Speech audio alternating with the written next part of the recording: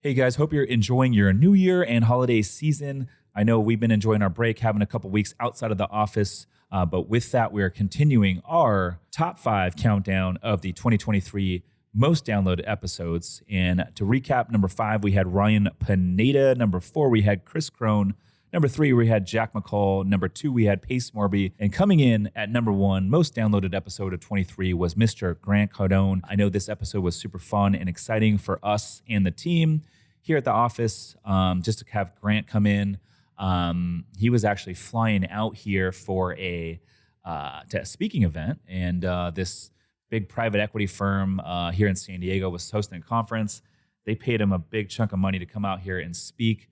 And I got a warm intro from one of our podcast guests. He had come on my old podcast back in early 2020.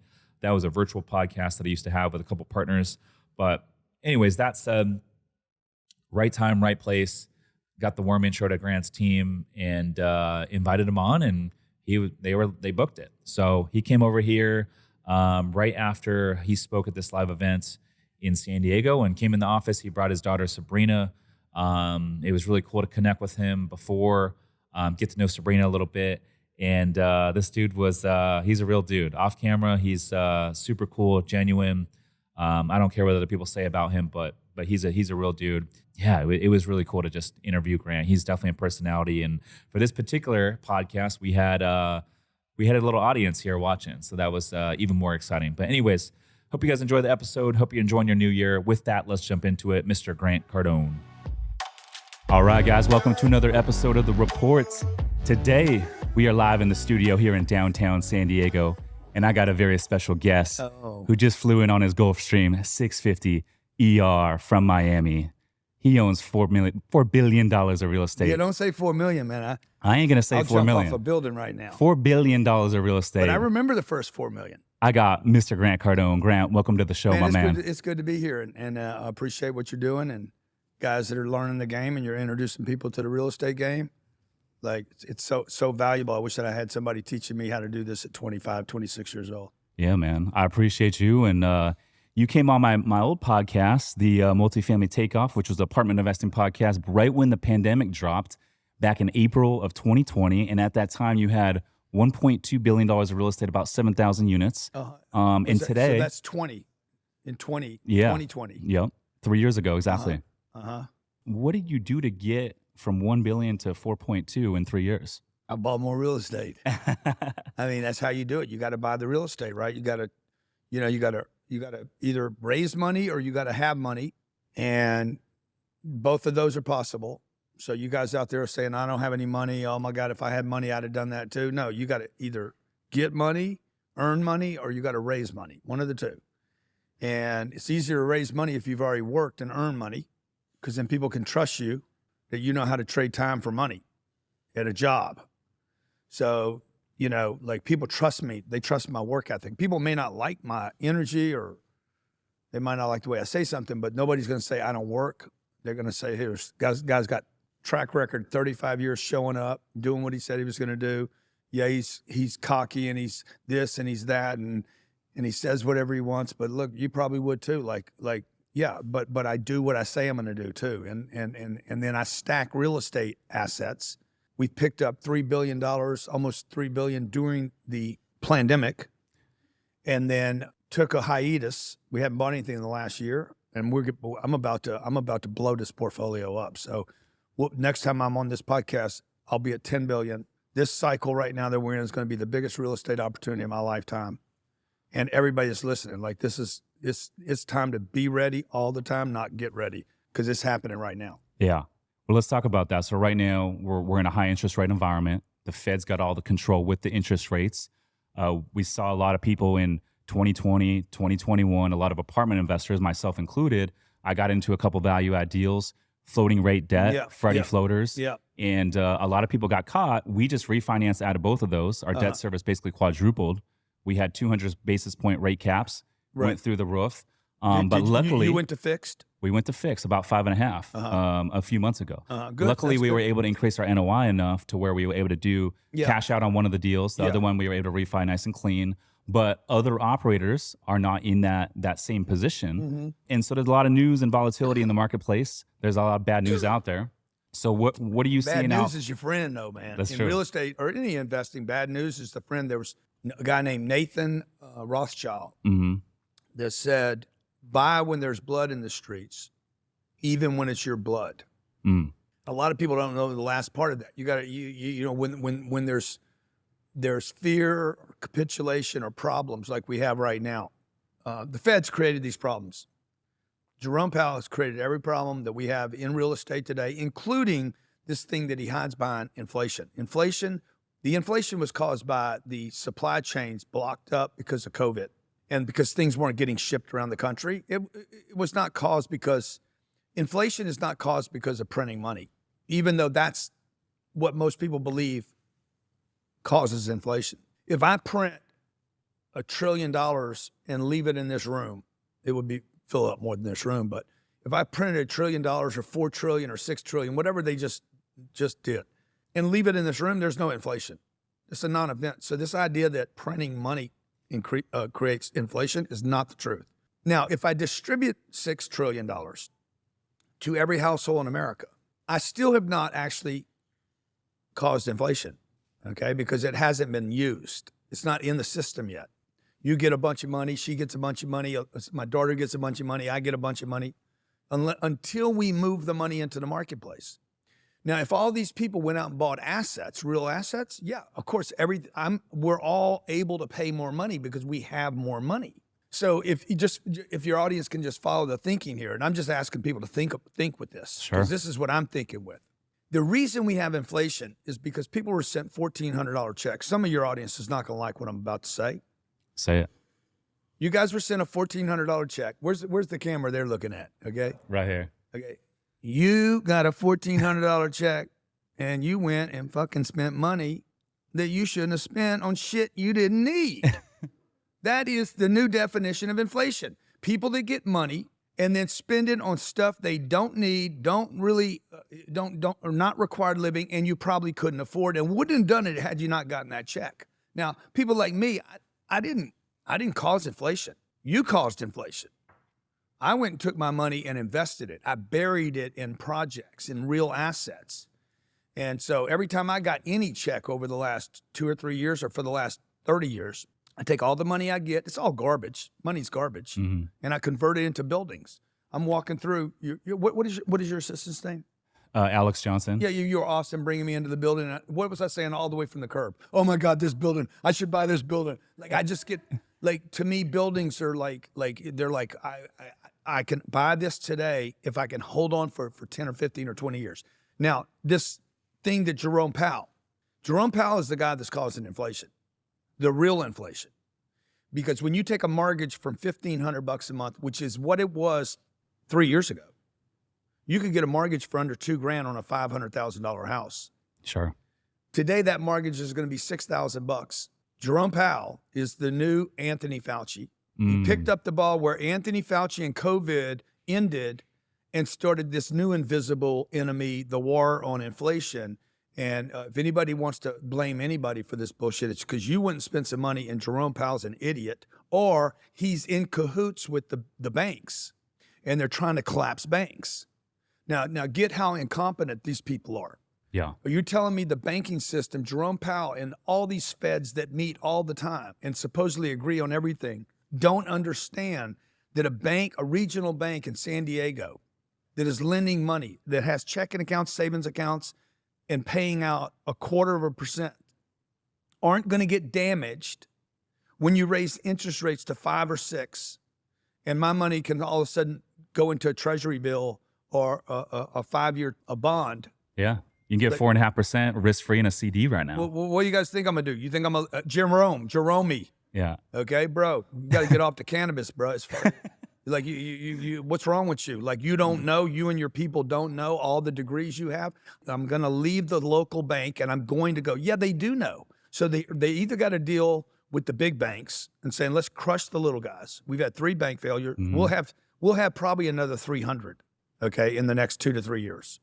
And we need those regional banks because those are the ones funding the small businesses. Dude, you need them. You need them for small businesses, for a loan on this building, for a rehab project, for a lot of this commercial real estate that's done with regional banks for, just to send your kids to college, you need them. So, and you could argue the interest rate environment is hurting the middle class more than it's hurting anyone.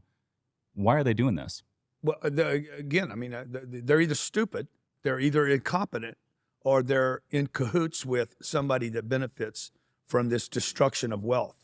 Yeah. And I have 5 deals that have to be adjusted from adjustables out of 39 deals. And I know exactly what it costs me to adjust them, worst case scenario. And everybody should be planning on, well, hey, what's your worst case to readjust these deals? What are you going to do with them? Oh, I'll just pay them down. I don't think that happens, actually. I think what happens is because I have 5 deals. A group like, let's call this group, I need to come up with a good name for this group, Whitestone. Okay. We're going to call them Whitestone. Not BlackRock. No, we're going to call them Whitestone. We're going to call them Whitestone and Pink Rocks. Okay, I like that. And I have 5 deals. They have 500 deals, maybe 1,500 deals on adjustables. The damage that we're going to experience this time, unlike 2010, this time it's not individual families. These are the biggest players in the world are going to get squeezed. Pension funds are going to get hammered, like the San Diego Pension Fund, Orange County Pension Fund. It's going to be massive, dude. You're going to have regional bank failures that are sitting on adjustable rate loans. You're going to have pension funds that get slammed. You'll have the annuities of the big colleges. I don't know what San Diego College Fund is, probably $12 billion or something. Harvard's $58 billion. Those guys are all invested in these short-term loans. Mm-hmm. And they're going to get crushed, okay? Now, the opportunity now is for guys like me and you to put our audiences together because the giants can't buy right now. Yeah. I've always said this. Your assets become your liabilities. JP Morgan, Morgan Stanley, all these guys have so much money and they put that money to work. And now all that money to work became a problem for them. And so guys like me could go in there, if I have enough confidence, connections, and the ability to actually fund these transactions, I could go buy institutional quality assets like this building that we're in right here that I would never get a chance in another lifetime to do. Do you think that when there's more bank collapses that occur, and I agree with you, there's going to be more, do you think the Fed will bail out those banks as well? Yeah, of course they will. Which ultimately will lead to... They're not going to bail out the banks. They're going to have the big banks bail out the banks. So now there's a number of issues that I think, look, and I might be completely wrong. I don't want anybody to think I know everything, or nor do I think I know everything. Yeah, we're all speculating. Yeah, but you can go back and look at what I've been saying for 10 or 12 or 15 years. And more often than not, you have to be right more often than not in order to keep growing your business. To go from $1 billion to $4 billion, I have to and to keep it. Yeah. So I'm not just doing education on real estate. We're buying real assets, right? So they've already said after SVB failed, they already said we're going to make the investors good. And no depositors lost their money. No depositor in the history of the United States has ever lost their money in a bank, in any run. And money is moving. It is moving. Nobody can deny that money is moving from small banks to big banks or moving to treasury bills. So liquidity is moving out of the system. So will more banks fail and will the Fed bail them out? What'll probably happen is they'll be like JP Morgan, do something. Wells Fargo, you're going to have to do something. So the big banks are going to have to swallow those guys up and just take it. And the government's going to come in and say, we will insure all your losses. So that is a term of printing more money. Yeah, absolutely. It's just more guarantees, right? Absolutely, which you would think in theory would lead to more inflation. We saw the last inflation report, 4.9, so it's not too far off from the 2%, 2.5% Fed target. See, I don't agree with the inflation thing, no. You don't think it's accurate? I don't think assets have gone up. No, I'm seeing discounts out there in the marketplace. Well, even in the spike, right? I don't think assets have gone up in the same proportion of money printed. If we look at the amount of money that was printed, let's say it was $7 trillion. That $7 trillion, people need to understand, is lent out 9 times. So let's say all of that, which it wasn't, was going to go to a bank and then be lent out. then you're not talking about 7 trillion. You're talking about $60 trillion was printed. Things did not go up that much. Yeah, okay, maybe an apartment building for us that we were going to pay $120 million for. We were able to pay $135 million for it. That's a 10% increase. We printed more than 10% of the money, bro. 40% of the money supply was printed from 2020 to 2021. Exactly. So if we printed 40% more money, some people say it's 60%. Some people say 80% of all dollars today were not in circulation 3 years ago. Prices didn't go up 80%. No. Now, if rates were still 2.5, maybe they would have, bumped up a little bit more. Yeah, maybe. But they slammed those rates. The rates are going to go to 2.5 again. When do you think they're going to normalize? I think maybe by the end of the year, we breach 4 again. Okay. And by next year, before the next election, we'll breach 3 again. Hold me to that. Let's see if I'm right. No, I'd love to circle back on that. Great clickbait. Cardone says rates break 3%. Yeah. I think we go back to 0 again in the next 3 years. That'd be something. So I want to go back a little bit because I think a lot of people that follow you, they don't realize that you used to live in San Diego, California, and you did your very first apartment deal here in Vista. Yeah, that's right. 30-something units. I remember when you came on my podcast a few years ago. Tell me a little bit about your mindset then, because obviously I know your background and, that was your first deal. What was your mindset going into that first deal here in San Diego? Look, I didn't know anything. I didn't know what I was doing. I just knew I'm stealing this. All I knew was I'm stealing this piece of real estate. And nobody could talk me out of that because I'm stealing it. It was 48 units. It was $1.9 million. The guy he spent $5 million to build it. I'm like, this is like the fact that I got it. I'm not going to give the credit to God because I'm the one that signed the damn documents because God was not there when I was signing the documents, but he at least gave me the courage to go say, God damn, this is a deal. This is like the difference between seeing a good, if you're a guy, a good girl, a good partner, and just a chick. Yeah. There's a big difference, right? This was an unbelievable piece of real estate. I mean, it wasn't an unbelievable piece, but it was priced perfectly. It wasn't too big. I couldn't, if it had been 50 million, I wasn't looking at $50 million deals. I should have been. And you were using your own money then? Oh, of course. I used my own money up until 4 years ago. I never used other people's money. That being said, all the money I have is someone else's. Okay, so you guys are like other people's money. Every penny you have right now was somebody else's money.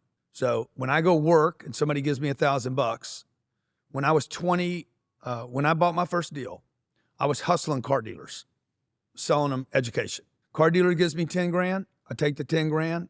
I lived off of 1,000 of it. 9,000 went into real estate. Those are tough people to hustle. I used to be in the car business. Car dealers didn't know it, okay? They were pounding me. All you car dealers out there, you cheap ass. You underpay your people, okay? Some of you are really cool people, but most of you treat your vendors like shit. I was one of the vendors. You treated me like shit. You didn't give me the time of day. You treated me like I was nobody, and I was, okay? What you didn't know was every time I got a little money from you, I went and bought some real estate.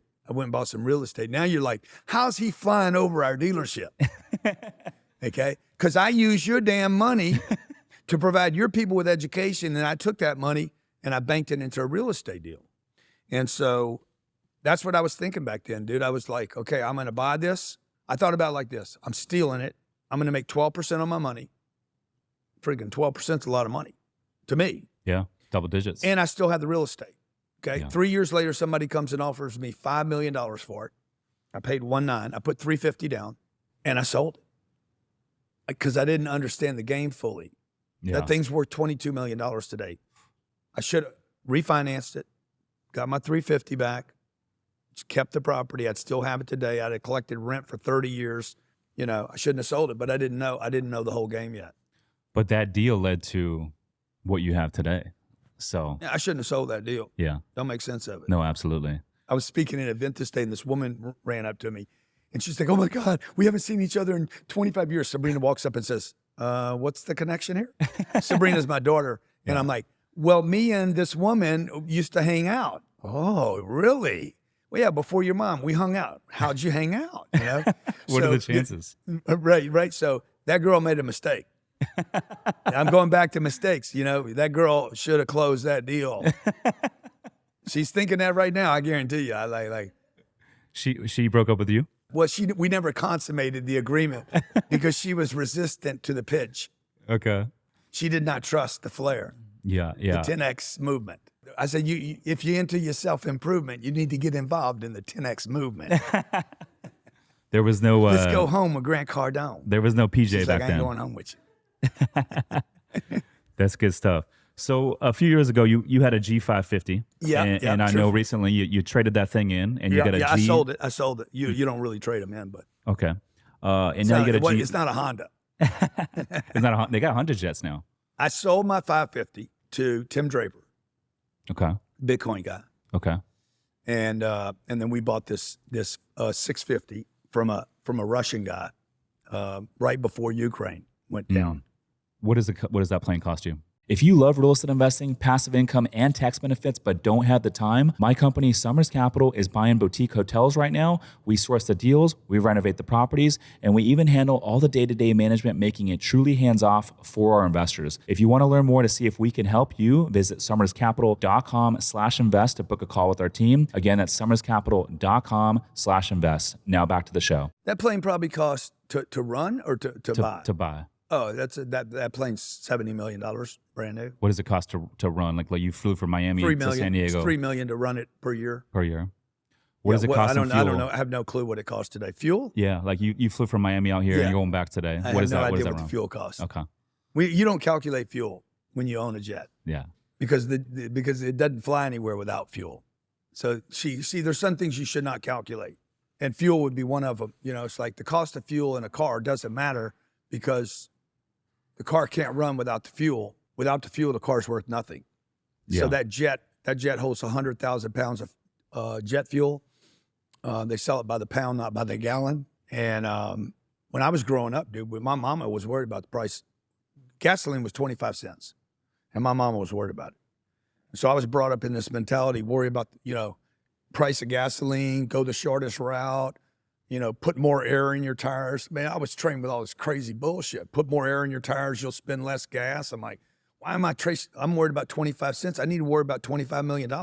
And so now I needed to get rid of that old thinking and say, look, I don't need to worry about the price of the fuel because otherwise I can't move that plane. Yeah. So how do you get out of that mindset? I flew in just to do this interview with you, bro. And dude, I'm excited that you're here, man. Yeah. Yeah. Yeah. So how does someone get out of that mindset of contracting and being fearful of losing money to, okay, now I got the abundance mindset. I'm gonna focus on making more money. You got to sit down. I think what I did, I'll just tell you what I did. I sat down and said, okay, what is everything that I believe in to be true that's not? What was I trained and educated by my parents?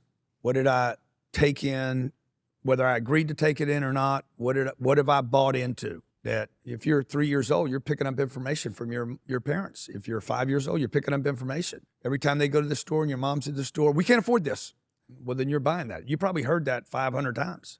Yeah. I want this, Mama. You can't have that. That's not ours. Don't touch that. Don't talk to strangers. All these things are impressions that are like, bang, they're just banged on us. And then we start okay, this is the truth. And so you operate with these things that are not true, that you think are true, and then they hold you, and you don't know why you can't get out. Yeah. So you then you start blaming other people or some other group or that. No, you're the problem. So what I did was I sat down and just made a list of all the things I believe to be true that are not. And I got my list. I know what that list is today. Number two, then I could start saying, okay, what behaviors do I need to change? Like saving money. Like I'm a big saver. I was always a saver. I lost a quarter when I was 8 years old. My dad gave me a quarter. I went to the store. I lost it on the way to the store. He yelled at me about it. He's like, never play with money. I'm like, oh shit, freaked out. I'm like, okay, I can't play with money. My grandfather said, never go anywhere with a quarter. Yeah. Ever. Don't go with 1 quarter anywhere. And so I became this saver guy, right? And saving money can't create wealth. You have to use money. You got to convert money. Yeah, I love Dave Ramsey, and I think he's good for people that are trying to get out of consumer debt, but you can only contract so much. You can't go to zero on the expense side, but on the income side, that's infinite. Well, I think Dave's good for people that want to stay in the middle class. Yeah. If you want to stay in the middle class, good. If that's your goal in life to be in the middle of anything, I'm not peanut butter. I don't really want to be. I grew up in the middle. The middle of a crowd does not seem like conducive to my survivability. I don't want my kids to be middle kids. I want to take my family to the top. So if you want to be in the middle, pay your debt off. You want to get to the top, learn to use debt. Yeah. Because in all, and I think Dave would be open to this conversation. I know I would be. I'm open to being wrong. Goldman Sachs isn't worried about debt. JP Morgan's not worried about debt. Elon Musk is not worried about debt.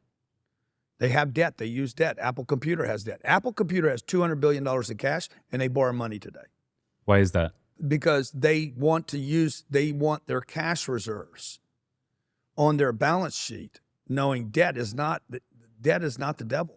Okay, bad debt, using debt to buy a Gucci belt, well, that's just stupidity, But using debt to buy a building that provides me with income, not a house, by the way.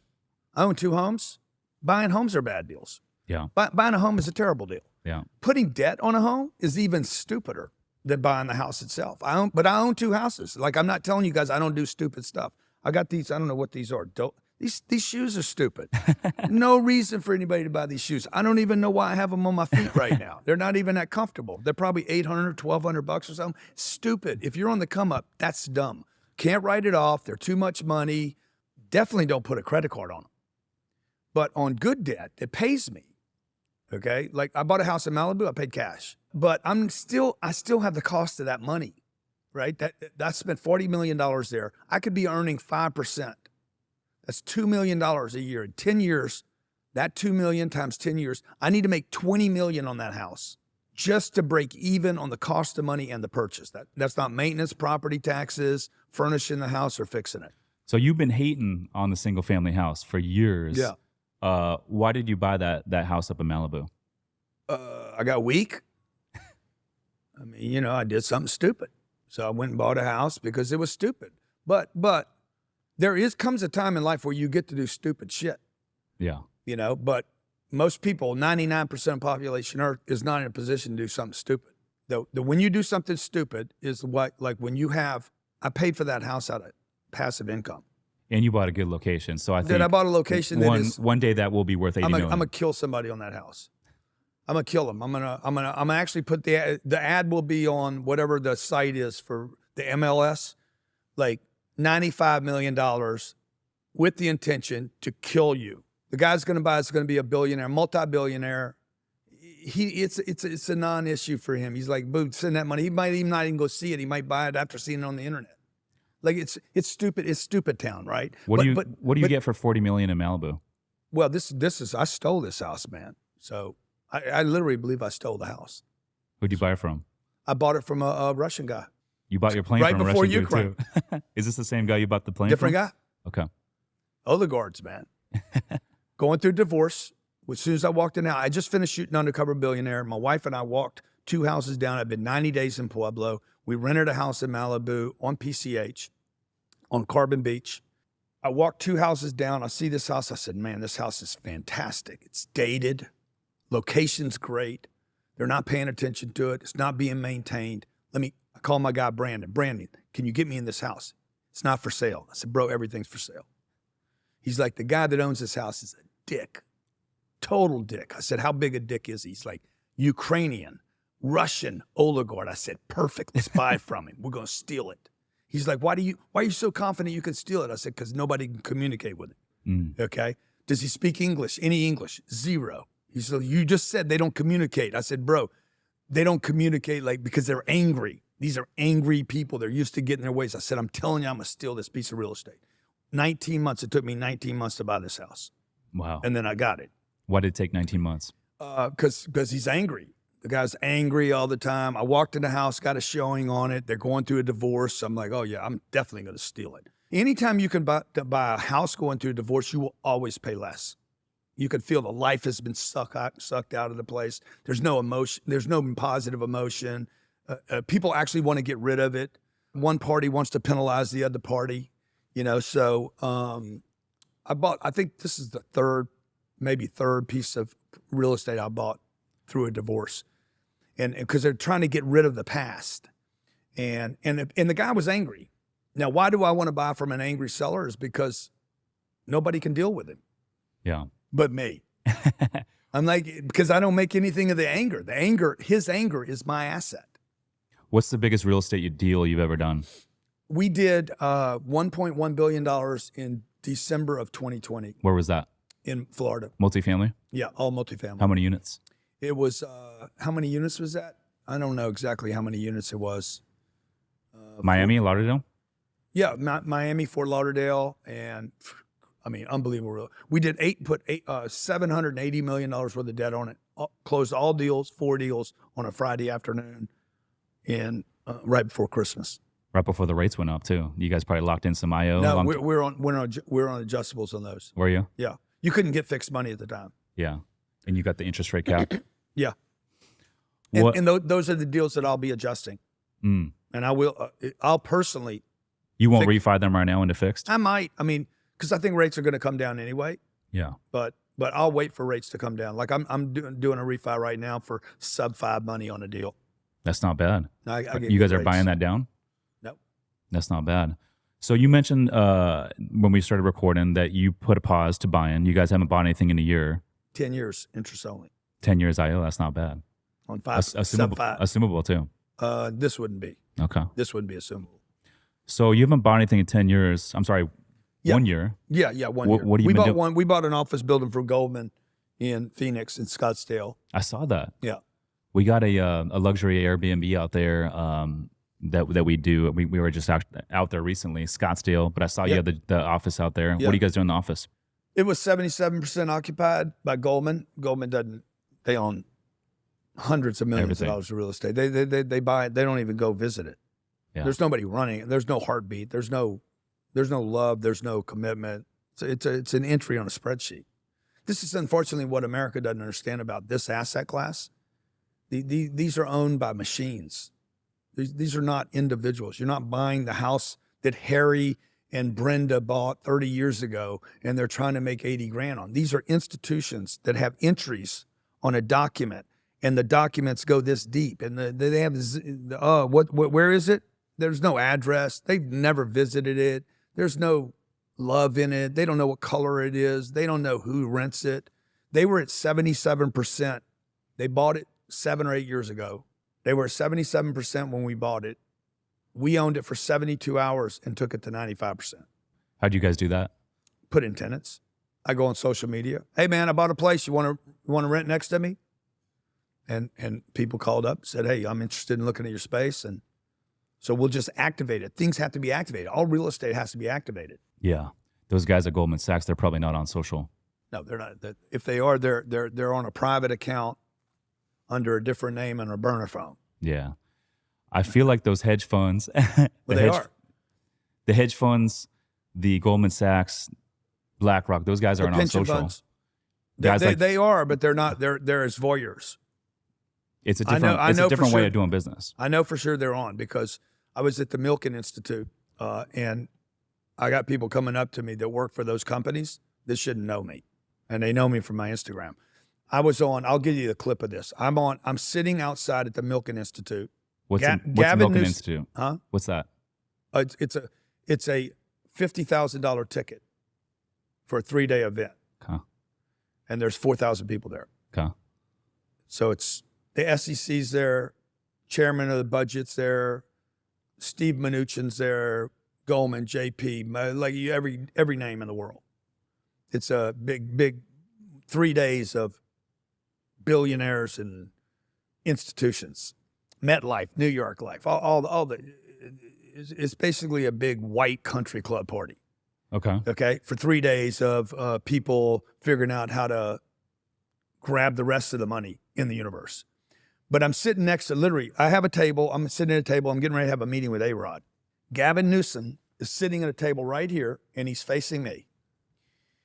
And true story, I'll give you the clip so you can see it, so your people can say, man, this guy's got a lot of freaking swag, man. Is it true? Or is it bullshit?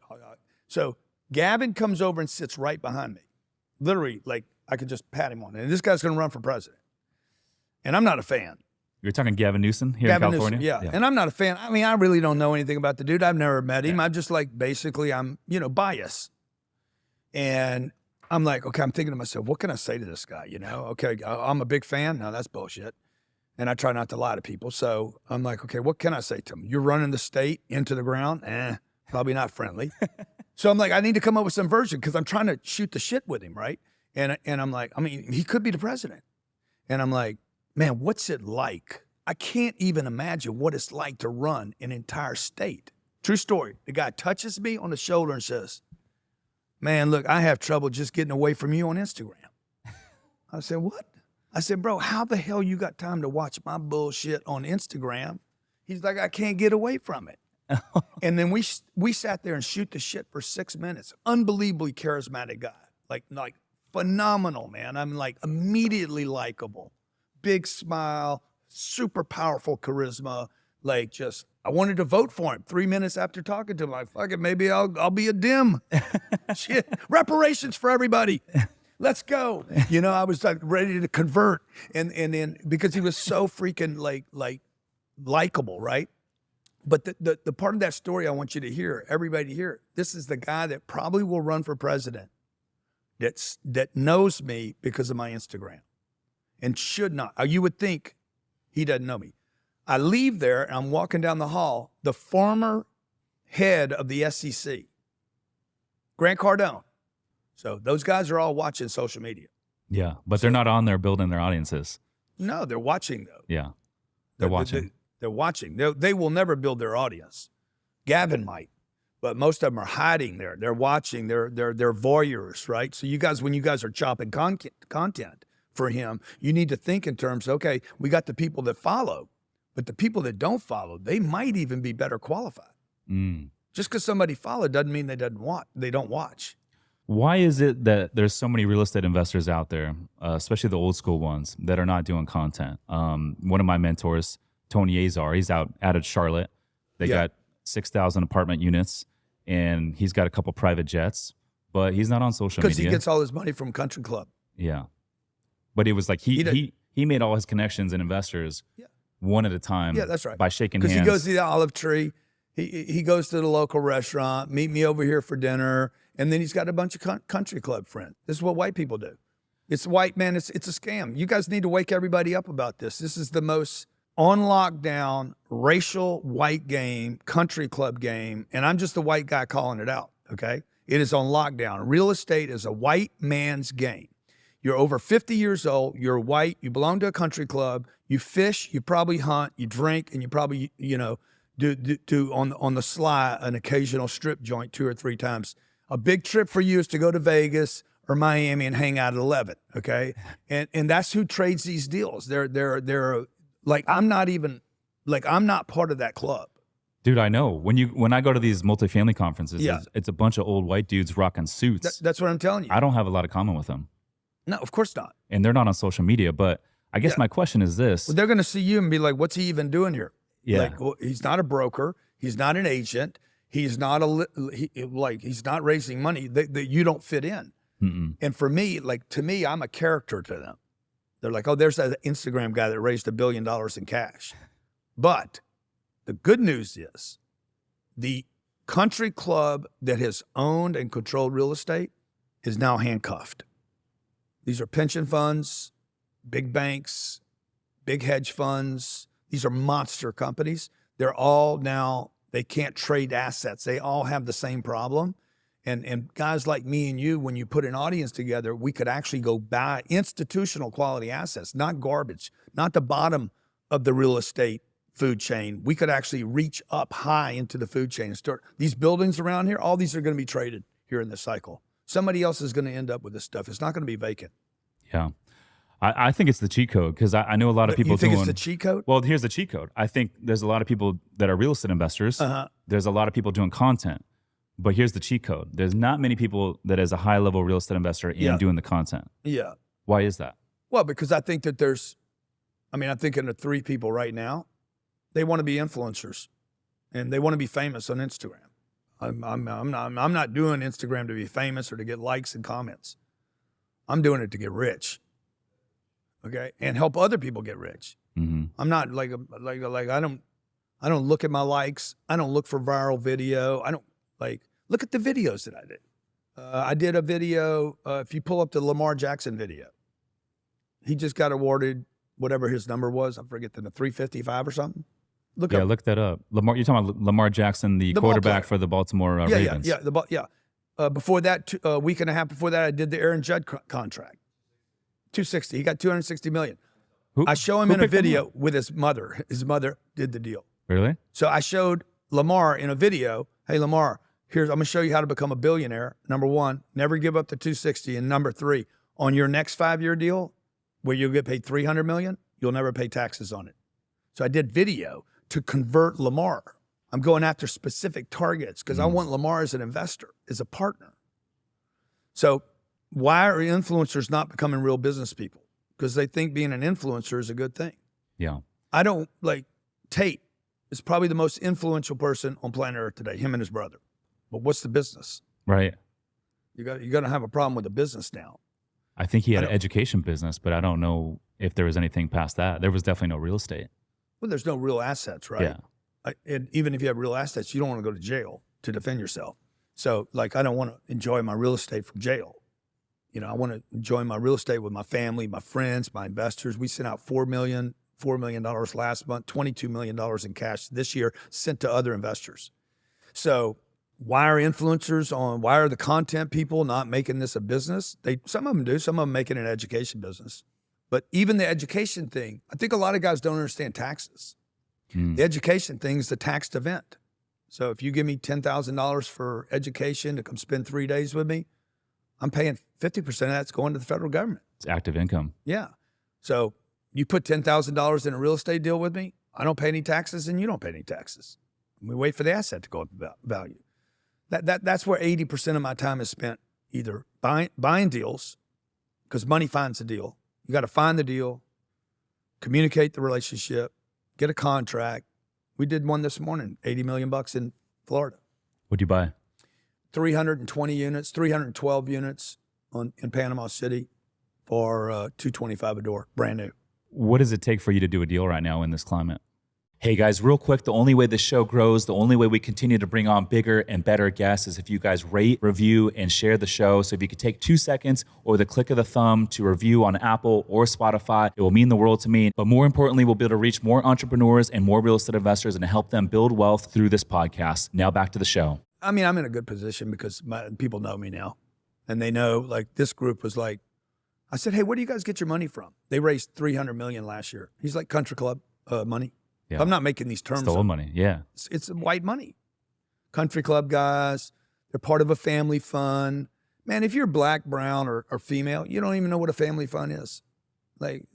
You're a person of color. Oh, family fund. We're having family fun when? When are we having family fun? No, a family fund. F-U-N-D, man. See, most of us don't know what that does. If you grew up the way I did, you don't know what a family fund is. So, you see what I'm saying? The game's kind of stacked against the little guys. So the thing that probably inspires me is I have this vehicle at Cardone Capital, and I know I can help millions of people. I can help literally millions of people play with me, and we can beat up the big guys. And I can kick the chip off the shoulder that I have with being bullied on the come up. So by the big guys. I love that. So tell me a little bit about the 10X Health stuff. I saw you did an interview with Dana White. Yeah.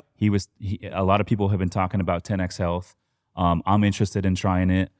Tell me a little bit about what that is. Give me 10 weeks and I'll get you in the best condition of your life. Let's do it. Without you going to the gym. I'm not the gym guy, but with 10X Health, basically I met a guy named Gary Brecka he had a company called Streamline Medical. And he came in, told me what was wrong with me. I'm like, yeah, okay, yeah, I got that. That's right. We handled it. He got rid of, first thing he did was a gene test. It was about $600. We now own that at 10X Health System. He got me on a supplement, 6 supplements, threw out all my other garbage. He showed me how it was garbage.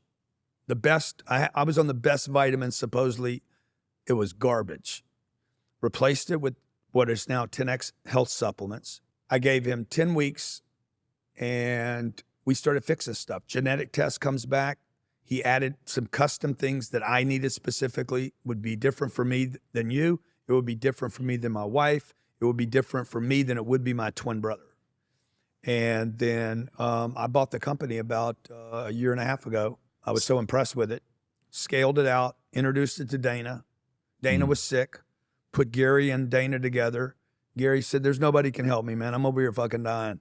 I got COVID. I'm dying. I don't even know what's wrong with me. I don't want anybody to see me. And I said, Brecka, just tell him you can solve the problem. Dana saw him. We got Dana on the 10 weeks that I got on. And he was sold. Company's going to go nuclear. So what is it? Is it an IV? Is it vitamins? We do is IVs. We do blood. We do blood. We do blood checks. We replace. We do a bunch of alternative stuff that's fairly aggressive but legal to do here. And we also have relationships in other places where people can actually start getting some of the alternatives that aren't provided here. But mostly the supplements, alternative healthcare, gene test. The gene test is a monster. $600 one time. You do it one time in your life. You have gene breaks. You have DNA breaks that are like thumbprints. You know, Sabrina's got them. I have them. And until somebody sees your gene breaks or your parents' genes break, there's no way anybody knows what's good for them or not. And then there's the foods that you're eating, you know. What does this gene test tell you? It's going to tell you, well, like it tells me that there's certain genes that my father and mother passed on to me that it's going to cause me to be a certain way when I eat or respond to certain foods and that I can't process. So like imagine I'm a jet engine, right? But you put in a certain kind of fuel. You give me diesel fuel, but I need jet fuel, dude. I can't consume diesel.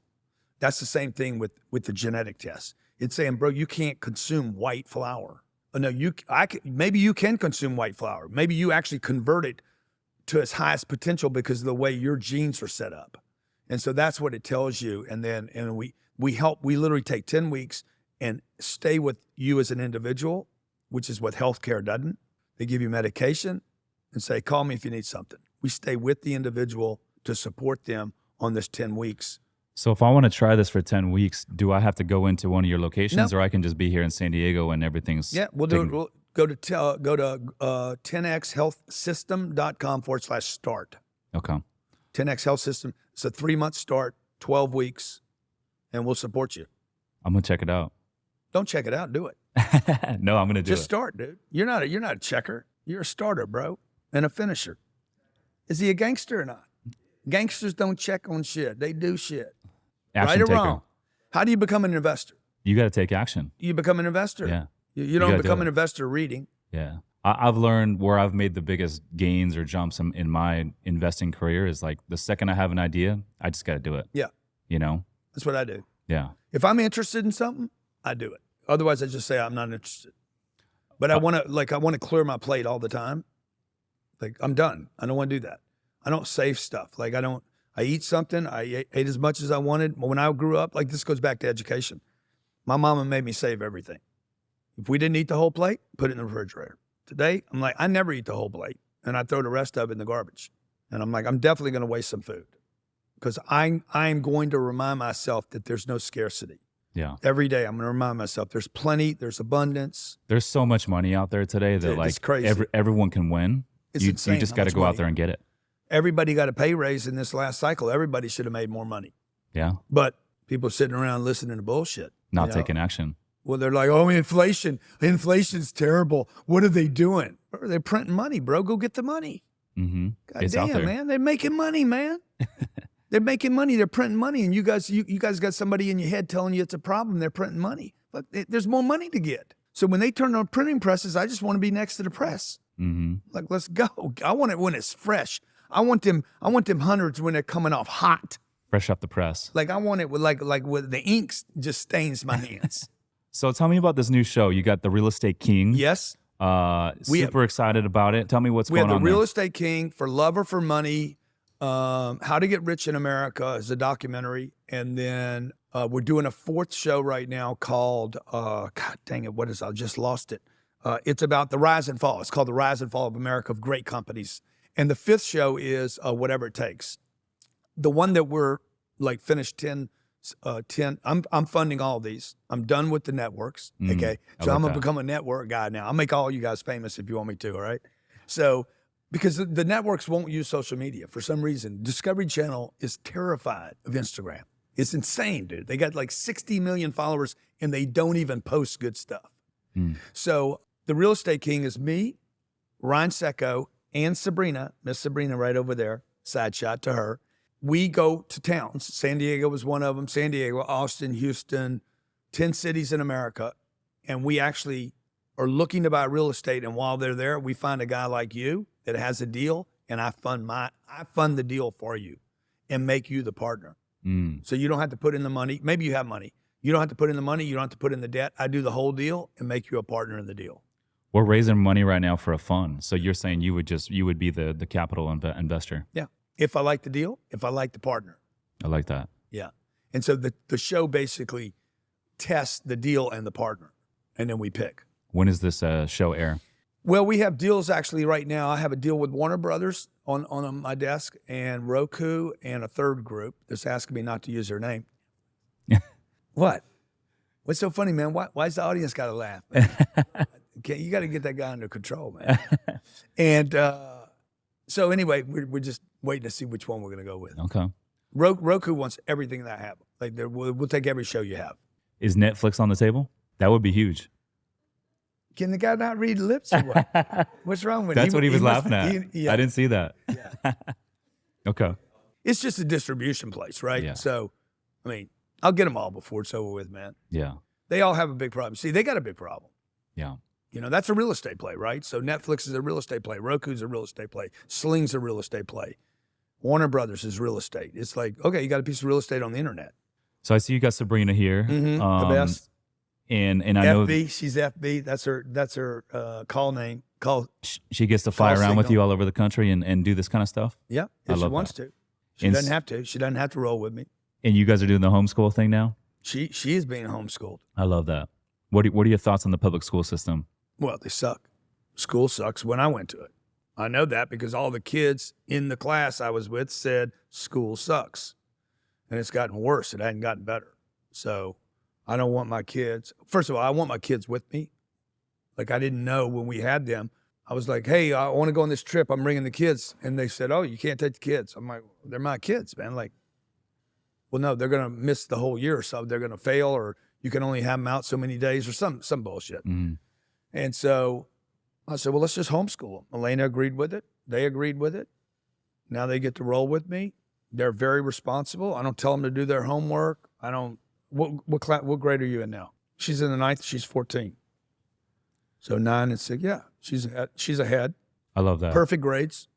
I don't have kids, but I think I could definitely see myself doing it at some point. Dude, it's the best thing. I could imagine. You know, it's better to have them. Like when I come home in the afternoon, they're there.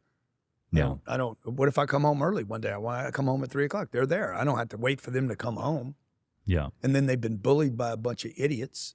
You know, I don't want my kids around your kids. I'm just telling you straight up. Around this guy right here, you guys want would you want even my child around him? I don't know. Not a chance, bro. Not a chance. Nothing but bad influence. I would trust Oscar with my kids if I had kids. You would? Yeah, he's a good dude. I don't think so, man. So I saw you. You hosted a. I saw you hosting. And then the parents. The teachers. The teachers are a problem. They're not happy. How can a teacher be happy? The parents don't like them. The kids don't like them. They can't get the product they want. They don't even believe in the bullshit they're teaching. The whole system's so messed up, man. You know, that you can't use AI now. Now we got this great piece of technology and parents are being sent. My kids agree not to use AI. Why not, bro? God damn. It's great. It's great technology. Adapt it. So, but anyway. I think my biggest problem with the school system is a lot of these schools are still teaching on the memorization. Yeah, that's right. Which is from the industrial age. That's and I think back then there was something to be said about memorizing certain things. But in today's age, we got YouTube, we got cell phone. You don't need to memorize a whole lot. That's right. You got to be able to talk, do some sales. And where do I get the research? Make some decisions. How do I find it out fast? Where can I go to get the data, right? Exactly. I remember my dad telling me, son, don't ever use a calculator. Learn math. And I'm glad he taught me that, right? I said, I got it, Dad. I'll learn it. Like, I'm good at math because I never used a calculator. But he also said this, you're going to go places in your lifetime where there won't be a calculator. My dad was wrong about that. Dude, I got a calculator. I got damn, hey Siri, where am I right now? I mean, you got everything at your fingertips. Gives me my current location right now. Am I at 825 Beach Street? That's it. That's what it says. So my dad didn't imagine the future, and it's just going to go faster.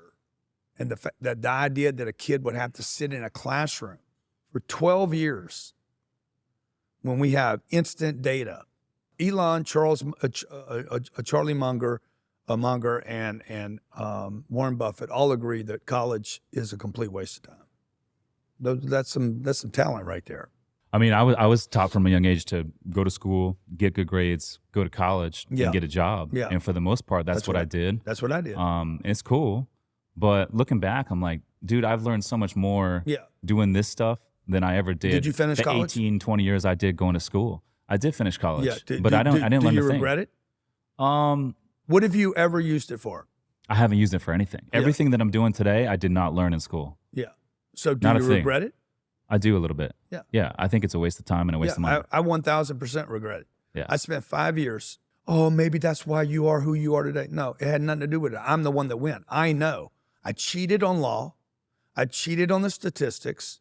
Anything I could cheat on, I did. I'm like, okay, I'm going to take the test. I'm not ready for it. I brought in the answers. Like, I don't know what I learned there. Like, I had no intentionality when I went. I was like, I didn't know what I was going to use it for. I didn't know where I was going. I learned how to use drugs in college. You know, I learned how to miss enough classes and get through. I learned how to do that, but I didn't learn anything that I'm using today. What kind of drugs were you using in college? What drugs do you have? That's the drug I used. Yeah. So I was using everything. Started with weed. I was with Mike Tyson yesterday, and I'm like, man, I just can't touch that stuff, bro. What is he got? Cool if you use it, whatever you want to do, but I can't use it. Mike Tyson's on the 420? What's the 420? The 420 is slang for marijuana. Oh, yeah. Is it legal out there in Florida? I don't know. It doesn't matter to me if it's legal or not. I can't use it. Yeah. So there's certain things I just can't do. Yeah. And that's one of them. Because then it opened the door to all the other stuff. Gateway. Yeah, it was a gateway for me. So I'm like, okay, I lost the privilege to play with that. That's not in my card. So, you know, I give that. There's a lot of things that you got to give up along the way. And I don't know how we got on drugs, but yeah, you asked me what drug did I use? You know, I was lost, dude. I lost 9 years of my life to drugs that I regret. Tell my daughter all the time. I said, dude, don't ever do any of them. I'm telling you, there's none of them that are good. I don't care. Nobody can tell me any of this stuff is good. You can tell me, but you're never going to convince me. Yeah. So what's next for you, man? You built up the $4 billion real estate deal. 40 billion. Portfolio. 40 billion. You thinking 40? We're going to go to 40 for sure, maybe 100. How long will you take to get there? I think I can do that in under 10 years. So you got a lot of juice left in the tank. I got a lot of juice. Okay.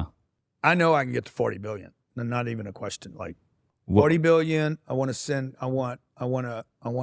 raise $10 billion in cash. I want to send out $60 million a year in distributions. Is that right? Some big numbers, man. I want $5 million going out every month to our investors. No, $50 million a month going out to our investors every month. 50 million. 10x. I want 1 million investors. I want to have something to do with politics in the future. I do want to play there. Really? Some kind of way. Dude, I would love if you ran for president. I think everyone would. I don't know that I could pull that off, you know. Would you do it if you had the opportunity? You know, would I do it if I had the opportunity? I would. There's so many people out there in this space that would get behind you. I know. Could you imagine? You would tell Rock that you would vote for him. You would tell, you'd tell a lot of people, yeah, I'll vote for you. But I mean, a lot of people would say that, but yeah, I mean it. Yeah, I appreciate that, but I don't know that I'm likable enough to actually pull that off. I think I'm pretty unlikable to most people. Like I'm so. You either like me or you don't like me. The people that don't like me will be like, yeah, but he still did. You know, he achieved some success without cheating. I didn't cheat. I cheated in college. I don't cheat in real life today. So I didn't take any shortcuts along the way. But I don't know that I could pull it off. I don't know that I have enough likability to win.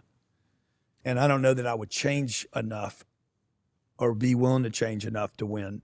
I think you could. I think you would at least, at a minimum, have all the Republican Party behind you, or the majority of them, business owners, investors. Yeah. I don't know. Thank you for the confidence. Yeah, I don't really believe you because, You know, I don't think I'm a Republican, really. I want to change the education system. Let's forget the president thing. I want to go change the education system. I want kids to be able to get in and out of that deal in 6 or 8 years. There's no reason to go 12 years, man. If we shade 4 years off, that means kids could be working when they're 14 and 15. I was ready for work at 15 years old. I was ready to roll, dude. I was ready to make some money. I was ready to go knock on doors. I was ready to pick up checks. I was ready for responsibility. But what happened is they gapped me out. And so from 15 to 23, I got to keep finishing classrooms. And I'm bored. I wanted to work when I was 15. I wanted to take care of my mom when I was 12, 13, 14, 15 years old, but they wouldn't let me. So, because I'm still in school. And if I'd have been working and hustling back in the day, dude, the original tycoons, those guys at Vanderbilt, he was working when he was 12 years old. These guys were 8th grade dropouts. Rockefeller, J.P. Morgan, Vanderbilt, they were all 8th grade dropouts. That means they were dropping out of school at 16, hustling whatever was going on, and figured out to put some money together. Those are the real skills that people need today. And unfortunately, we're keeping them stuffed in classrooms. There's a lot of people that are going to school till they're 32, 33 years old. Yeah. That's normal in today's age. Yeah. Yeah. I mean, that's crazy to me. It's insane, man. It is. Well, dude, I appreciate you coming on the show, man. It's been a pleasure interviewing you, and excited to see where you go next. Maybe we'll get you back on when you get to that next level. Let's go, man. I'm looking for the next level. I know you're going to find yours. Yeah, absolutely. I was hanging out with Pace Morby, Tyler Devereaux, some of those guys recently. I love Pace, man. Yeah, love what Pace is doing, by the way, with the what does he call it? Sub 2 community, this creative finance. Yeah, the creative financing. Yeah, love it. They mentioned that you hosted a really badass event for a group of them out there in Miami. The next one, dude. I'd love to. Yeah, I'd love to be a part of it, man. Yeah. Anyways, pleasure interviewing you. Thank you so much, my man. I appreciate you. Thank you. Listeners, thanks for tuning in. We'll see you in the next one. Thank you to the listeners. Peace.